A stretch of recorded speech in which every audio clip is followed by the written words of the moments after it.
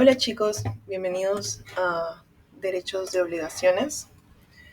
Aquí les vamos a explicar acerca del derecho a las obligaciones y cómo evolucionó la obligación.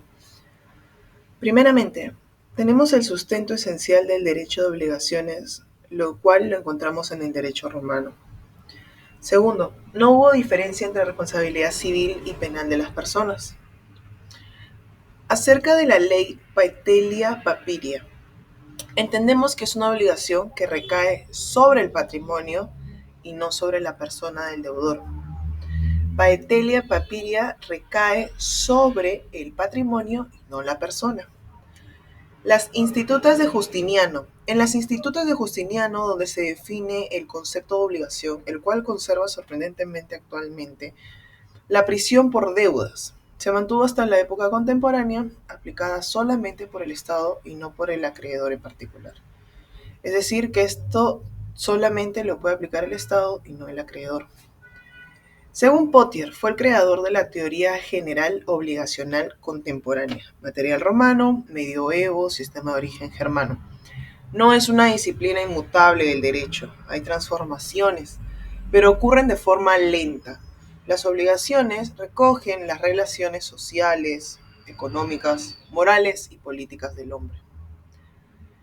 En las obligaciones del Código Civil, en el CC de 1936 se encontraba en el libro quinto, en el CC de 1984 se encontraba en el libro sexto.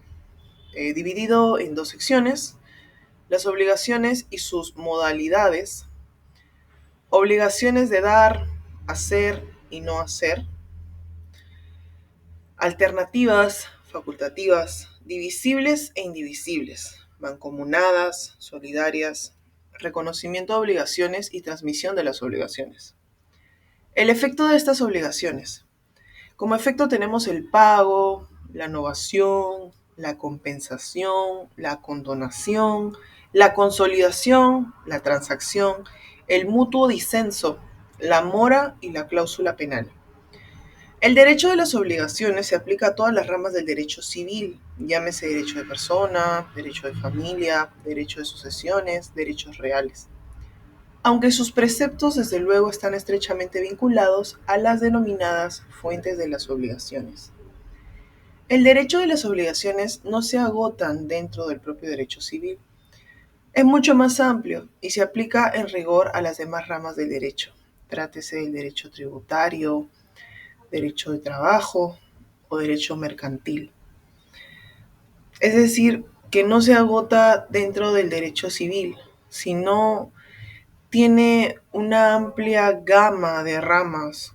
Entendemos con el derecho tributario del trabajo o derecho mercantil.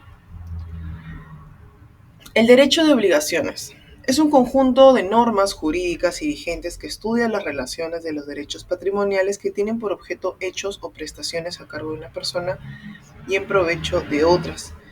Es decir, es lo que está en la ley vigente.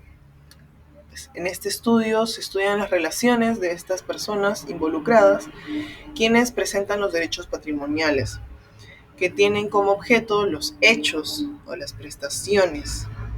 Puede ser un mueble o inmueble, a cargo de una persona, pueden ser varias, y en provecho de otra, o viceversa. Rama del derecho civil destinada a regular los derechos personales de crédito. Viene del latín directum obligatio, derecho y obligación. Obligare, ligar con cuerdas sobre liberar las cuerdas.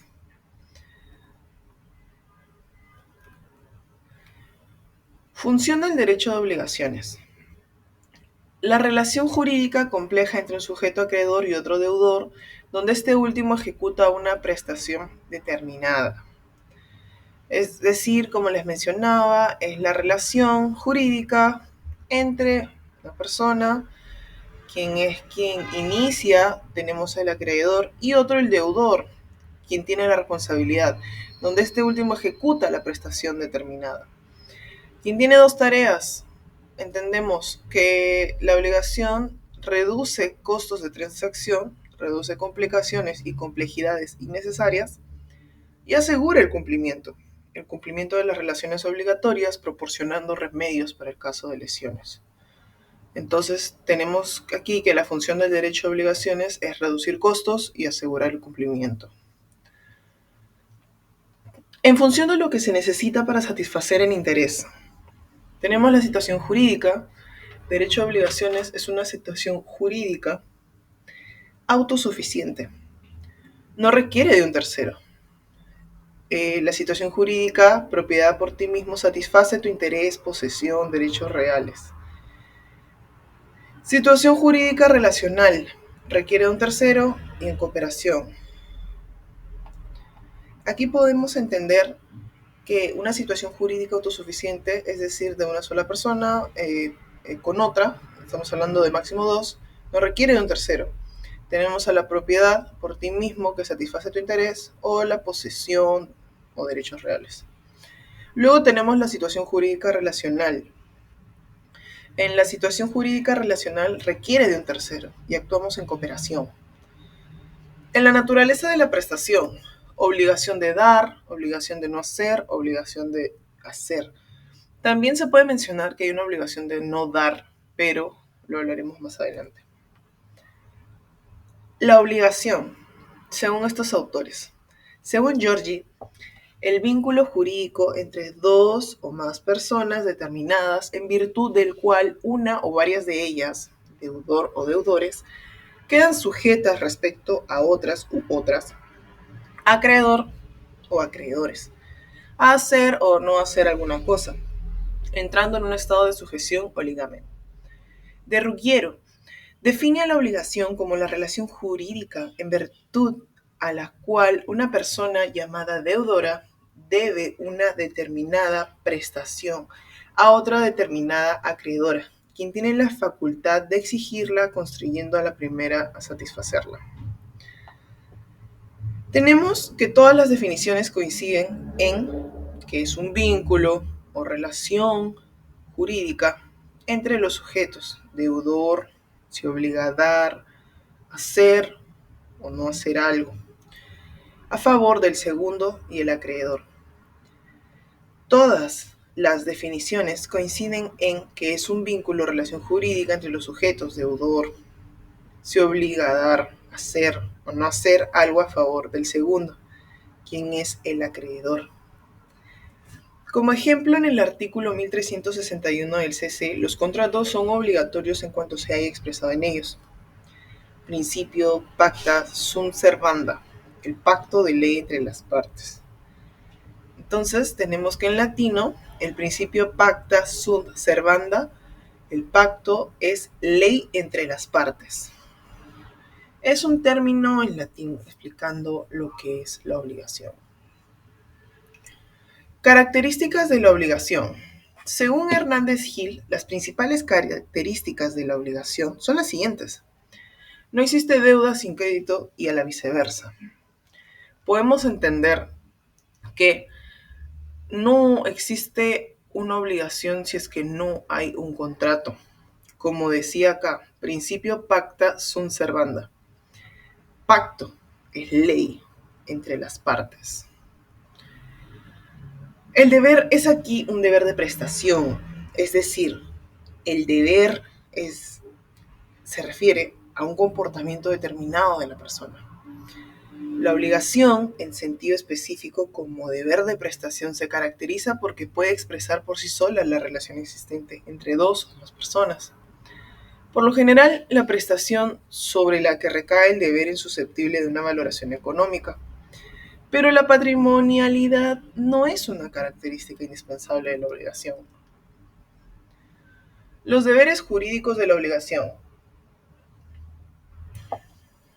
Los caracteres típicos y específicos de aquel deber son: relación de la obligación. Crea un vínculo jurídico entre acreedor y deudor. La particularidad más importante, el patrimonio de la prestación.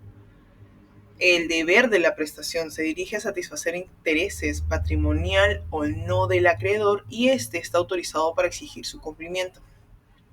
Estos son los caracteres típicos y específicos de aquel deber que tenemos como derecho a la obligación, relación de la obligación, particularidad más importante, cuál es el patrimonio de la prestación, y el deber de la prestación, que se dirige a satisfacer interés, el deber, la obligación.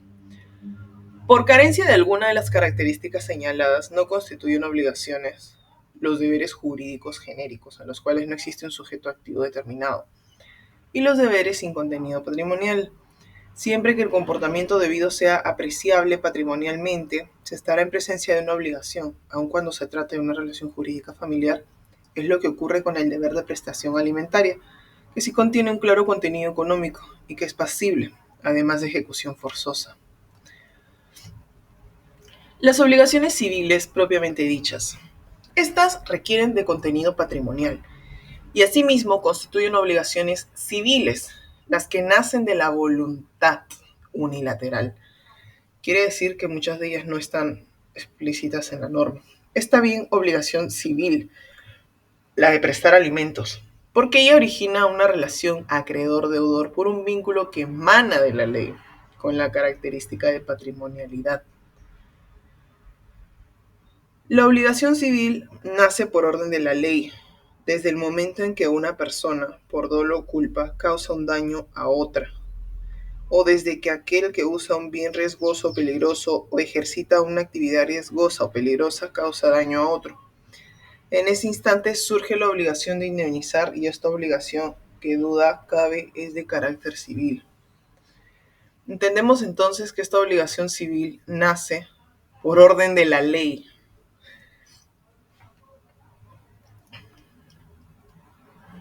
Deberes jurídicos con contenido patrimonial.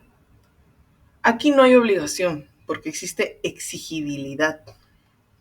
Se trata simplemente de un derecho que carece de acción y por tanto debería clasificarse como un deber jurídico, con contenido patrimonial. Existen dos únicos casos previstos por la ley clásicos en la doctrina. Las obligaciones declaradas prescritas, en las que sí se efectúa el pago del acreedor, no puede repetir. El juego y la apuesta no autorizados. Cuando tiene carácter lucrativo y no está prohibido por la ley, aquí no se otorga acción para reclamar su resultado. Se trata simplemente de un deber jurídico con contenido patrimonial llamado obligación natural. Por eso, al igual que en el caso de las obligaciones prescritas, quien no paga voluntariamente una deuda emana de un juego y apuesta no autorizadas no puede solicitar su repetición.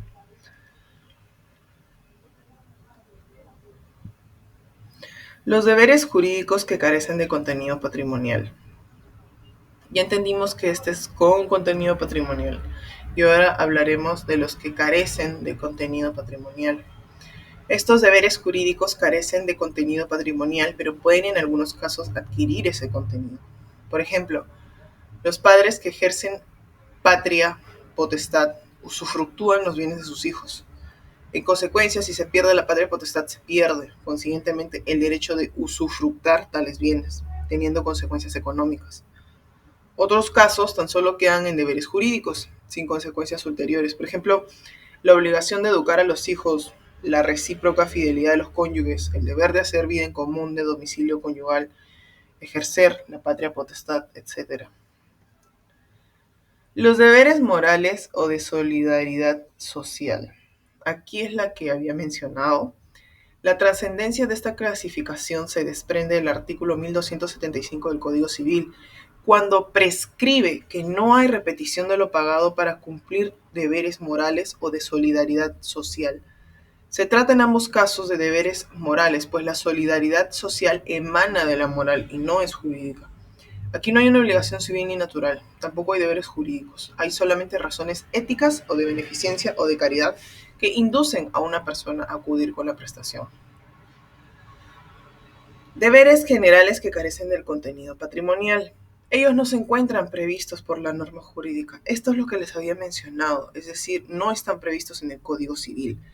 Por ejemplo, la obligación de hacer una venia ante la bandera de la patria, la obligación de entonar el himno nacional en una actuación pública, etc. Estos deberes generales no dan origen a obligación alguna, responden simplemente a otros valores, tales como la educación, el amor por los símbolos patrios, etc. Si su infracción sí estuviera penada, por ejemplo con una multa, tal infracción sí generaría una obligación civil, pero ahí estaríamos hablando entonces de una relación jurídica vinculatoria propia de las obligaciones civiles. Podemos entender que las dos únicas fuentes de la obligación es la voluntad